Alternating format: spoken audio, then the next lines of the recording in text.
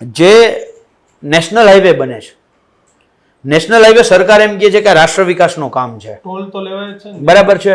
તો એ રાષ્ટ્ર વિકાસના કામમાં સરકાર તો ધંધો કરીને બેઠી છે. એ ટોલ ટેક્સ જેટલો રોડ બનાવવાનો ખર્ચો થયો એનાથી 4 ગણા તો ટોલ સરકારે વસૂલી લીધા. તો એ સરકાર જો રાષ્ટ્ર વિકાસનું કામ હોય અને ખેડૂત તરીકે અમે જમીન, દાખલા તરીકે દ્વારકા જે અત્યારે ભારતમાલા પ્રોજેક્ટ અંતર્ગત જે ખેતર, જે રસ્તાઓ બન્યા છે એમાં મારું પોતાનું ખેતર ગયું છે, તો હું તો ખંભાળિયાથી નીકળું છું ત્યારે ટોલ ટેક્સ ભરું છું. તમારું યોગદાન તો છે જ ને. બરાબર છે, રાષ્ટ્ર વિકાસમાં મારો ફાળો છે. તો એમાં મને આજીવન, મારા પરિવારને આજીવન જ્યાં સુધી ટોલ ટેક્સ ઉઘરાવાય ત્યાં સુધી મને તો એમાંથી ફ્રી મળવું જોઈએ, પણ મને તો ફ્રી મળતું નથી. અરે મારી ગાડી તો ઠીક છે, માની લ્યો કે મેં માલ ભરી અને ખટારો લઈને જાઉં છું, મારી જ મગફળી વેચવા જાઉં છું, ખટારો છે, તોય મારે તો ટોલ ટેક્સ ત્યાં ભરવો પડે છે.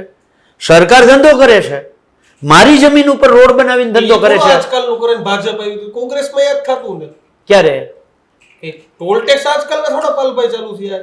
ટોલ ટેક્સ જ્યારે ચાલુ થયા, બરાબર છે, ત્યારે કોંગ્રેસના સમયના ટોલ ટેક્સો તમે જોઈ લેજો, એમાં જે એનો ખર્ચ હતો ને એ ખર્ચ પૂરો થયો ત્યારે ટોલ ટેક્સ બંધ થઈ ગયો.